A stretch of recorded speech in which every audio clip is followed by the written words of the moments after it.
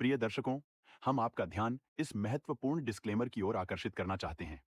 इस इंटरव्यू में हमारे अतिथि द्वारा व्यक्त किए गए विचार और मत उनके व्यक्तिगत हैं। ये आवश्यक रूप से हमारे YouTube चैनल या संपादकीय टीम के दृष्टिकोण का प्रतिनिधित्व नहीं करते हैं। हमारा लक्ष्य एक ऐसा मंच प्रदान करना है जहां पसमानदा विषय से संबंधित विविध दृष्टिकोण प्रस्तुत किए जा सकें। हम विभिन्न विचारों को सामने लाने का प्रयास करते हैं, लेकिन इनका समर्थन या विरोध नहीं करते। आपके समय और सहभागिता के लिए हम आभारी हैं। यदि आपके कोई प्रश्न या चिंताएं हैं, तो कृपया हमसे संपर्क करने में संकोच न करें। पसमानदा समुदाय का महत्वपूर्ण अंग होने के लिए धन्यवाद। सादर, अब्दुल्ला, मंसूर, पसमानदा, डेमोक्रेसी। सलाम, नमस्कार, आदाब। मैं हूं सदाब सईद अंसारी, ऑल इंडिया पासमानदा मुस्लिम महाज से। आज आप जुड़े हैं पासमानदा डेमोक्रेसी के एक खास प्रोग्राम में। आज इस खास प्रोग्राम में आपको रूबरू कराने जा रहे हैं एक अजीम शख्सियत से, समी अख्तर साहब, जो मुस्तफाबाद सिवान जिला से हैं। पेशे से इस्लामिया कॉलेज में प्रोफेसर हैं और 1986 में बैकवर्ड मोर्चा से जुड़कर पासमानदाओं के लिए काम किया है और 1998 में अली अनवर साहब के साथ भी जुड़ के काम किए हैं। आज हमारे साथ वो अपने ख्यालात और तजुर्बे साझा करेंगे हमारे साथ, और इस दिलचस्प और मालूमाती गुफ्तगू को जरूर सुनिए। अस्सलाम वालेकुम समी अख्तर साहब। जी वालेकुम अस्सलाम। जी आपको पासमानदा डेमोक्रेसी के इस खास प्रोग्राम में तहे दिल से इस्तकबाल करते हैं। जी शुक्रिया शुक्रिया, बहुत बहुत शुक्रिया। जी तो आपसे कुछ ख्याल हम आपसे साझा करना चाहेंगे और आपसे कुछ सवाल हैं जो हम आपसे पूछना चाहेंगे। तो जी जी बिल्कुल जी शुरू करते हैं सवाल से। जी आप अपने बचपन, परिवार और शिक्षा के बारे में कुछ बताइए। आपकी प्रारंभिक जीवन यात्रा कैसी रही?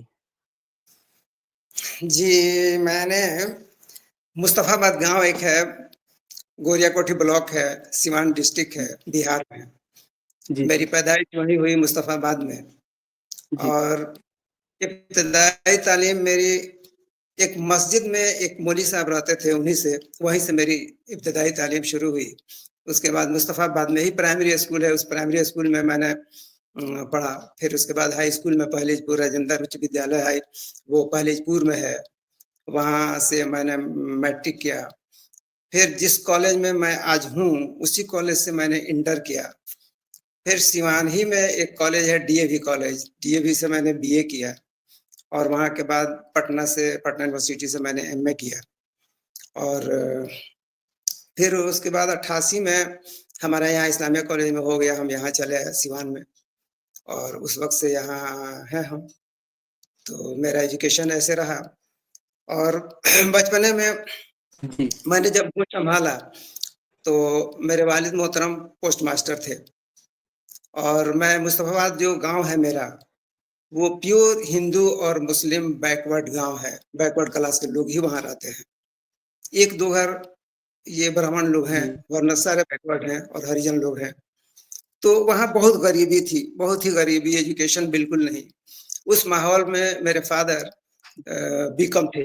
उन्होंने लगभग 50 या 52 में बीकॉम किया था। तो उनकी इज्जत और शोहरत तो थी गांव में, इलाके में। तो वो हमेशा इस फिक्र में रहते थे कि हमारे गांव के बच्चे कैसे पढ़ें। स्कूल नहीं था, मदरसे नहीं थे, कुछ नहीं था। तो वो हमेशा हमारे घर पर शाम में 2-4-10 लोग हमेशा बैठते थे। देहातों में ऐसे ही होता है, शामों में लोग किसी के दरवाजे पर बैठते हैं, बैठ के गपशप अपना करते हैं। उसी तरह से वहाँ भी होता था। तो उसमें वो हमेशा इस बात का तज़किरा करते थे कि हमारे बच्चे कैसे पढ़ें, हमारा गाँव बहुत पीछे है, हमारे लोग बहुत पीछे हैं। तो और हिंदू मुस्लिम सबके बारे में वो सोचते थे। तो ये हम लोग सुनते थे हमेशा उनसे।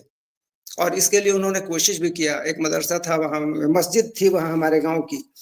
तो उसको बहुत पहले एक जमींदार थे वहाँ के, सैयद शाह बहादुर हुसैन, उन्होंने उस मस्जिद को बनवाया था। गया के रहने वाले थे।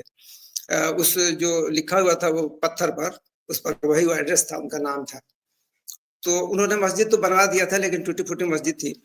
तो उसको हमारे फादर ने चाहे जिस तरह से हुआ उसकी मरम्मत-वरम्मत कराकर डेंटिंग पेंटिंग कराया, उसी में एक मौलवी साहब को रखा। और वहाँ एजुकेशन मैंने शुरू हुआ। मैंने मुस्तफाबाद गाँव में एजुकेशन वही शुरू हुआ वहाँ से। तो उसके बाद उन्होंने और सब बहुत जी, फाइट किया, गाँव में बहुत सारे ये थे, बैकवर्डनेस तो था ही, कुछ था नहीं। उसके लिए बहुत कोशिश उन्होंने किया, कब्रिस्तान को लोगों ने पकड़ पकड़ रखा था, उसको उन्होंने छुड़वाया। कैसे 16 साल केस लड़े, उसके लिए मुकदमा लड़े, मुकदमा लड़ने के बाद उसको छुड़वाया गया। फिर कैसे-कैसे बहुत सब करते-धरते मैंने आज मुस्तफाबाद में जाइएगा और जो भी मुसलमानियत वहाँ है, जो भी आपको दिखेगा, वो ड्यू टू मेरे फादर ही है। तो ये मैंने देखा। तो देखने के बाद मुझे भी लगा कि हमें भी जी, मैंने इसमें एक्टिव होना चाहिए, अपने लोगों के तरक्की के लिए कुछ काम करना चाहिए। तो हम जो पीजी में जो चलिए। पढ़ रहे थे पटना यूनिवर्सिटी में, जी, हुँ, हुँ। वहाँ मेरी मुलाकात जी, डॉक्टर एजाज साहब से हुई थी। अच्छा, तो अच्छा, अच्छा। इस तरह से जी, मुझे मैंने कुछ करने का मैंने जज़्बा अंदर पैदा हुआ कि हमको भी कुछ करना चाहिए अपने लोगों के लिए, बैकवर्ड के लिए और हिंदू-मुस्लिम दोनों। हम ये नहीं कि सिर्फ़ मुसलमानों के लिए ही नहीं सोचा हमने, हमारे फादर भी और मैं भी, हिंदू-मुस्लिम दोनों बैकवर्ड के लिए हम लोगों ने सोचा और किया। तो अच्छा, अच्छा। ये तो है आप मेरी पासमानदा शुरुआत। मुस्लिम आंदोलन जी, जी। तो आप पासमानदा मुस्लिम आंदोलन से कैसे और क्यों जुड़े? इस आंदोलन से जुड़ने की आपकी प्रेरणा मतलब क्या थी? तो एक तो पहली बात तो यही कि हमने अपने फादर को देखा और वो जी। देखकर मेरे अंदर जज़्बा पैदा हुआ कि हमें भी कुछ करना चाहिए, हमारे हुँ, गाँव के लोग तो वाक़ई पीछे हैं। और उसके बाद हुँ, पूरे बिहार जब पटना गया, तो वहाँ हमारी मुलाकात हमारा जो रूम था जहाँ हम रहते थे, रह के पढ़ते थे, हुँ, भिकना पहाड़ी जगह का नाम है पटना में, भिकना जी, पहाड़ी। वहीं पर गुलाम सरवर साहब का भी घर है। तो गुलाम सरवर जी, साहब उस वक़्त कुछ नहीं थे, तो चुपचाप जी, दिन भर बैठे रहते थे। तो हम उनके पास जाकर बैठते थे और बैठकर उनसे बातें होती थी। उसके बाद ये जो उनके दामाद थे डॉक्टर एजाज अली साहब, तो उनके यहाँ जी, भी हम लोग जाते थे ट्रीटमेंट के लिए, कभी-कभी कुछ हो गया तो जाते थे। या वहाँ के स्टूडेंट्स में ये बहुत मशहूर था कि डॉक्टर एजाज साहब स्टूडेंट्स की बहुत मदद करते हैं। ₹2 फ़ी लेते हैं और ट्रीटमेंट करते हैं। फ्री में दवा देते हैं। जो भी स्टूडेंट चला जाए सबकी मदद करते थे वो। तो हम जी, जी, वो जो तहरीक शुरू किए बैकवर्ड मुस्लिम मोर्चा बनाए, तो उस बैकवर्ड मुस्लिम मोर्चा में भी हम शामिल हो गए। उनके साथ हम रहने लगे और जी, उनके हर मीटिंग को अटेंड किया। तो जी, इस तरह से मैंने उनसे भी हमको मिला कि बैकवर्ड के लिए हमको करना चाहिए कुछ। हम लोगों से जितना हो सकता है हम बैकवर्ड के लिए करेंगे, उनके उत्थान के लिए, उनकी तरक्की के लिए हम कुछ काम करेंगे। इस तरह से हमने काम करना शुरू किया जी, बैकवर्डों का। जी। जी, मतलब जैसे 1986 में आप बैकवर्ड मोर्चा से जुड़े और एजाज अली मतलब एजाज अली के साथ आपका अनुभव कैसा रहा? और उनके साथ काम करने में आपको क्या सीख मिली? उनके साथ वही काम करने में वही हुआ कि जी, वो हमेशा इस बात की फ़िक्रमंद रहते थे। वो 12 बजे रात तक उनको हम देखते थे कि 12 बजे रात तक वो जगे हुए हैं, मीटिंग कर रहे हैं, हम लोग भी बैठे रहते थे। यही सब बातें होती थी कि हम लोग क्या करें? जो हमारा जो मेन स्ट्रीम है, उस स्ट्रीम में हमारे बैकवर्ड क्लास के लोग कैसे आएँ? हमारे बच्चे तालीम की जी, तरफ किस तरह से राग़िब हों? तो इसके लिए वो जी, जी, हमेशा फ़िक्रमंद रहते थे और हम लोगों से भी कहते थे कि आप लोगों से जितना हो सकता है, आप अपने बैकवर्ड के लिए हुँ, काम कीजिए ताकि हमारा हुँ, जो ये समाज में बैकवर्डनेस है, जो गरीब लोग हैं, ये लोग तालीम हासिल करें, तालीम की हुँ, तरफ आएँ, उनका रुझान हो तालीम की तरफ हुँ, और वो आगे बढ़ें। इसके लिए हर मुमकिन जितने भी उनके मेंबर्स थे, पूरे बिहार के लोग थे उसमें बड़े पैमाने हुँ, पर मीटिंग होती थी, तो उसमें उनका यही कहना था कि अपने-अपने गाँव में आप लोग जाकर काम कीजिए, लोगों को समझाइए, बतलाइए। तो हम लोग ये करते थे, जब भी हम छुट्टी में घर आते थे, हम घर आकर ये काम करते थे। तो उन्होंने जी, बहुत उकसाया हम लोगों को, बैकवर्डनेस दूर करने के लिए या बैकवर्ड के उत्थान के लिए, उनकी तरक्की के लिए। तो वहाँ से जी, उनसे भी हमने बहुत कुछ सीखा और लिया। जी। तो ए एजाज अली के बाद आपने अली अनवर के संगठन में शामिल होने का निर्णय क्यों लिया? तो कुछ दिनों एजाज अली तक तो साहब ये के बहुत बाद राज साहब तो बहुत ज़ोर-शोर से अपना काम चलाते रहे। लेकिन जी, बाद में वो तो चले गए राज्यसभा के मेंबर हो गए, चले गए वहाँ दिल्ली। तो अब फिर उनसे अब मुलाकात हम लोगों की कम होने लगी। तो कम होने जी, लगी और तब तक इधर अली अनवर साहब ने पसमानदा शुरू किया। तो अली अनवर साहब से मेरी मुलाकात, वहाँ एक शफात साहब थे, प्रोफेसर थे ओरिएंटल कॉलेज में, उन्होंने मेरी मुलाकात उनसे कराई। कहा कि ये बैकवर्ड के एक बहुत बड़े नेता हैं, उभर रहे हैं और बैकवर्डों के हम्म, तरक्की के बारे में ये सोचते हैं, ज़रा सा इनसे मिल लीजिए आप। तो हम उनसे बात किए फ़ोन पर, फ़ोन से बात करने के बाद उनसे मुलाकात हुई, फिर उनकी मीटिंग पटना में जहाँ-जहाँ हुई मीटिंग में हम गए और उन्होंने जिस-जिस तरह से कहा कि माने सिवान से या गाँव से लोगों को मीटिंग में लाना है, लोगों को जगाना है, तो हम लोगों ने किया, उनके साथ हम जुड़े रहे, बहुत दिनों तक जुड़े रहे, उनके साथ काम किया हमने। तो अपने से जितना हो सकता था, हर मुमकिन हमने कोशिश किया कि हमारी बैकवर्ड कम्युनिटी किस तरह से आगे बढ़े, किस तरह से माने सब लोगों के बराबर ये हो मत जाए। अली जी अ, अली अनवर साहब के नेतृत्व में आपने किस प्रकार का काम किया? तो हम लोगों ने यही किया कि जैसे मीटिंग कराना था, सिवान में मीटिंग की बात हुँ, आई कि उनको लोगों से हुँ, मिलना है, लोगों से रूबरू कराइए अपने क्षेत्र के लोगों से। तो हम लोग सिवान में हुँ, प्रोग्राम कराते थे उनका, लोगों को इकट्ठा हुँ, करते थे, देहातों को बुलाकर वहाँ बुलाते थे और बुलाकर इनसे हुँ, मिलवाते थे, ये अपनी बात को कहते थे सारे लोगों के बीच।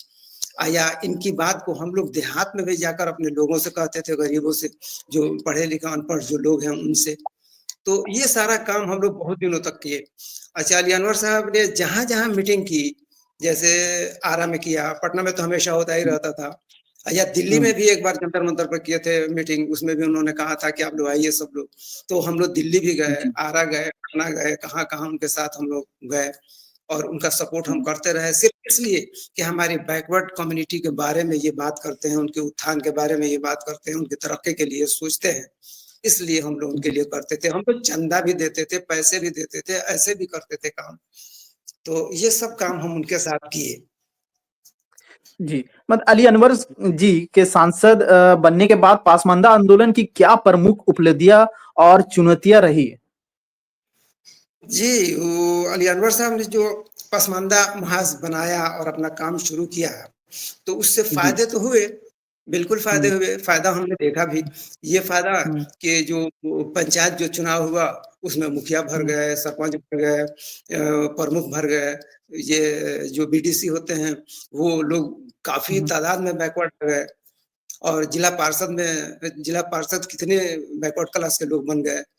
तो ये सारी चीज़ें तो आई, रिज़र्वेशन उन्हीं की वजह से मिला। उन्होंने जो पसमानदा मुस्लिम महाज़ बनाया और जो मैंने शुरू किया अपनी तहरीक जी, जो शुरू की, तो ये फ़ायदे तो हमको ज़रूर हुए कि हमारे लोग भर गए पंचायत चुनाव में। जी। तो ये चुन फ़ायदा हमको मतलब फ़ायदे और चुनौतियाँ क्या-क्या रही? क्या-क्या आपने चुनौतियाँ का सामना किया? तो चुनौतियाँ तो बहुत रहीं, उसमें बड़ी परेशानी होती थी। तरह-तरह की बातें सामने आती थी। जो दूसरे लोग हैं, वो हुँ, लोग बहुत सारी हुँ, बातें कहते थे कि ये आप लोग कौन-सा काम शुरू किए हैं भाई? ये तो मुसलमानों को जी, तोड़ना-फोड़ना हो गया और आप लोग इस तरह का काम कीजिएगा तो हम लोग बिखर जाएँगे। तो हम जी, लोग यही कहते हैं कि भाई हम तो किसी की शिकवा-शिकायत तो नहीं करते, किसी को नुकसान तो हम नहीं पहुँचाते। हमारी लड़ाई तो हुँ, हुँ, सरकार से है। हम सरकार से जी, माँग रहे हैं कि हमको बेनिफिट मिलना चाहिए, हमको आरक्षण मिलना चाहिए। तो हुँ, हमारी लड़ाई और किसी भी लोगों से नहीं है, चुनौतियाँ बहुत आई। जैसे यहाँ उस दौर में शहाबुद्दीन साहब की चलती थी, शहाबुद्दीन साहब का जी, दबदबा था, तो उधर जी, से भी आता था कि ये सब काम कौन-सा काम आप लोग शुरू किए हुए हैं। तो बहुत सारे लोग हुँ, बैकवर्ड जो कम्युनिटी है हमारी, वो तो बहुत गरीब तबके के लोग रहे ही हैं पहले ही से और हुँ, पीछे-पीछे रहने वाले लोग तो थे ही, आज भी हैं। हुँ, तो ये लोग डर के भाग जाते थे, कहीं अड़ते नहीं थे। अच्छा, अच्छा। तो वहाँ हुँ, हुँ, हुँ, हम लोग तो अड़े रहते थे। हुँ, हम लोग जवाब हुँ, देते हुँ, थे, हम झगड़ा नहीं करेंगे आपसे, हम मार मार नहीं करेंगे, लेकिन हम जवाब तो उनको देते थे कि भाई हमारी लड़ाई आपसे थोड़े है, हम तो सरकार से कह रहे बिल हैं। हुँ, तो इस तरह की बातें बेशुमार आई, बहुत सारी बातें आई, बहुत सारी चुनौतियाँ आई, गाँव में भी आई और हुँ, यहाँ भी आई। तो ये सब होता रहा, उसके बाद आदमी आगे बढ़ता रहा। अब जी वर्तमान में पासमानदा आंदोलन के समझ क्या प्रमुख मतलब चुनौतियाँ हैं? और इन चुनौतियों से निपटने के लिए क्या रणनीति सुझाएँगे आप? इसमें देखिए हम लोग जो बैकवर्ड कम्युनिटी के जो लोग हैं, ये वाक़ई बैकवर्ड हैं। ज़हनी तौर पर भी जी, बैकवर्ड हैं और ऐसे पैसे के मामले में भी बैकवर्ड हैं। तो इन लोगों को जगाना तो बहुत मुश्किल काम है और जिसको समझाइए, कुछ भी समझाइएगा आप, अच्छी बात बतलाइएगा, वो मानने को तैयार नहीं है। तो लेकिन अब ये सोचकर हम उसको छोड़ नहीं देंगे। हम अपने काम में लगे रहेंगे और आने वाले दिनों में ज़रूर इंशाअल्लाह एक दिन ऐसा आएगा कि ये जगेंगे और काम होगा। सबसे दुःख तो इस बात पर होता है कि जो भी हमारे पसमानदा के लोग पढ़ लिख कर कोई अफ़सर बन गए, कोई आला ओहदे पर चले गए, तो वो इन तमाम बातों से अलग हट जाते हैं। वो चाहते ही नहीं है इस टॉपिक पर बात ही करना या कुछ करना या पसमानदा के लिए कुछ करना, उनकी तरक्की के लिए सोचना, ये सब वो लोग छोड़ देते हैं। तो ये भी एक पसमानदगी है। तो इस तरह के लोगों को समझाकर और आगे बढ़ना, चलना मुश्किल काम है, लेकिन जिस तरह से कोशिश करते हम लोग आ रहे हैं, हमारे और पुराने जो नेता लोग जो करते हुए आए हैं, जैसे क़य्यूम साहब ने बहुत किया और उसके बाद ये अली अनवर साहब आए या डॉक्टर रेजाज़ साहब आए, इस तरह के बहुत सारे लोगों ने आवाज़ें उठाई। इसी तरह से अगर होता रहे या आप जैसे लोग जो इस तरह से कम एक तो अपना चैनल बना के आप बात कर रहे हैं लोगों से, आप जानना चाह रहे हैं कि कहाँ किस हालत में हमारे बैकवर्ड क्लास के लोग हैं, तो इस तरह के लोग अगर लगे रहे तो आइंदा इंशाअल्लाह हम कामयाब होंगे और हमें कामयाबी मिलेगी, हमारे बैकवर्ड क्लास के लोग आगे बढ़ेंगे, मेन स्ट्रीम में आएँगे, लेकिन वक़्त लगेगा। वक़्त लगेगा। जी। जी, ये अली अनवर जी के कांग्रेस में शामिल होने पर आपकी क्या प्रतिक्रिया है? आपके विचार से पासमानदा आंदोलन का भविष्य कैसा होगा? देखिए, अली अनवर साहब तो हुए, हम पहली बात तो ये है कि हम किसी भी बैकवर्ड क्लास के लोगों की बारे में हमारे कुछ शिकवा शिकायत हम करना नहीं चाहते हैं। अली अनवर साहब के हम बहुत करीब थे। वो हमारे यहाँ हमेशा आते थे, यहाँ हर मीटिंग में हम उनके शामिल रहते थे, सब कुछ था। लेकिन देखिए अली अनवर साहब लालू जी की जब सरकार थी, तो लालू जी ने इनको सटाया तक नहीं, कोई प्रेफ़रेंस नहीं दिया इनको। एकदम अलग-थलग, ये कितनों चिल्लाते थे, ये वो दुनिया भर का करते थे, लेकिन कहीं कोई अहमियत नहीं थी इनकी। नीतीश जी ने इनको बुलाकर राज्यसभा का मेंबर बनाया। माने नीतीश जी का एहसान है अली अनवर साहब पर। एक तो पहली बात ये कि बैकवर्ड को कोई सटाता नहीं है, कोई बढ़ाता नहीं है, कोई इसके बारे में सोचता नहीं है। जब नीतीश जी ने इतना बड़ा काम किया, तो इनको उनकी पार्टी अभी 2-3 साल अभी थे ही, तब तक ये छोड़ के भाग गए, वहाँ से निकल गए। वहीं से हमारी इनसे बिगड़ गई। माने हम इनको अब नहीं लाइक करने लगे कि आपने क्यों छोड़ा? जब आप हर मीटिंग में हम लोगों को कहते हैं कि आदमी लेकर आना है, हमारे फलाने जगह मीटिंग होगी, हम लोग जाते थे। आपका हर जगह कोऑपरेट आप वो करते थे और जब इतना बड़ा फैसला लेना था, तो किसी से नहीं पूछे। तो इससे हमको बहुत तकलीफ हुई उनसे और हम उनसे अलग-थलग हो गए। अब वो कांग्रेस में चले गए हैं, वो जहाँ भी रहें, अच्छा रहें, इसलिए कि हमेशा बैकवर्ड की बात करते हैं, बैकवर्डों के उत्थान की और तरक्की की बात करते हैं, तो हम तो उनकी कोई बुराई नहीं करेंगे या उनका कहीं नुकसान पहुँचाने की बात हम नहीं सोचेंगे, हमेशा उनकी भलाई की बात सोचेंगे। लेकिन उन्होंने बहुत बड़ी गलती की है नीतीश जी को छोड़कर। कांग्रेस में गए हैं, ठीक है, अपना वहाँ भी काम करें, वहाँ भी रह के कर सकते हैं कुछ काम। बिल्कुल, तो बिल्कुल। इस पर यही हमारा ये है। जी। जी बहुत-बहुत शुक्रिया समी अख्तर साहब, जो इस जी।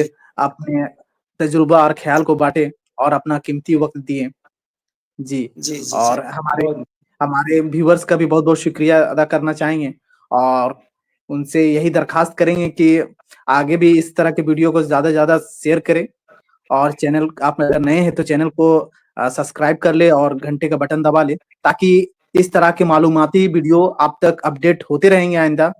और जी, अभी के जी। लिए सलाम और जी, ठीक है। अस्सलाम जी, वालेकुम। वालेकुम सलाम।